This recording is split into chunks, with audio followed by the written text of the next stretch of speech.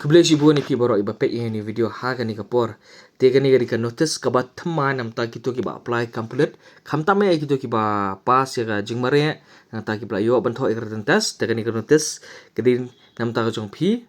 ba ki marks ka ba pi tho apo ikratan test ki la mi. Tekom ka kani ka notice kedi ka ba menta ka singi ka arpu art terik jong bana Oktober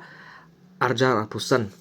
The Tongni Puli notice no. This is for the information of all the candidates who had appear in the written test for the post. Nampak kini post mah. Ke post on branch sub inspector UBSI, nampak UB constable, fireman, driver fireman, fireman mechanic, mechanic, MPRO operator, signal BN operator, branch constable, battalion constable, MPRO GD, constable, handyman, bat driver constable. Ba yaki mark jong pi la pen mi di mark jong ba pi tho apor test la pen mi menta ka singi hapo ka official site jong ka Meghalaya police website dengan sabukan ni link pada description kenapa pensuk ba pin yo e ka link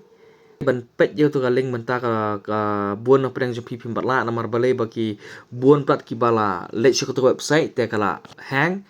te lese kala aban sempori pi ba pin let shi ka website dengan sebut pakai ni ka link hapo description kenapa pensuk lada pi wat ya ka Meghalaya police website. They welcome you hang ni hapo kong there are candidates whose roll number do not appear in the result as their OMR sheets could not be evaluated due to incorrect markings entries in the OMR sheets. Kemudian they kindan apreng jumpi kibam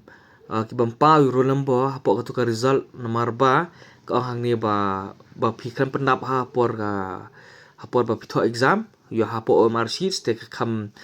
la ban read ka komputer te dena kata kada pila long ba reject lani pisha bakampau. The wala kata hang ni hapo ka candidates having any query relating to the written result may clarify the CRB office Shillong or contact the helpline number pila ban gitu ki badan jengkeli halor ka ni ka written result pila ban let support ka pila support ka CRB Central Recruitment Board office badan ni po Shillong but pila ban contact root number ni helpline number 60331 64273 during office hour within 7 days of publication of the result. Pila ban contact yung ni number haka por ba kitray but hadin nyowski hadin haswa jo kan nyowski ba kipinmi kan ni result pila ban let hadin jo kata kim pinyang su ma te tang kini jing pete ba kan dia te let sa po official website jo ka Meghalaya police sa check ya ka result jong pi all the best.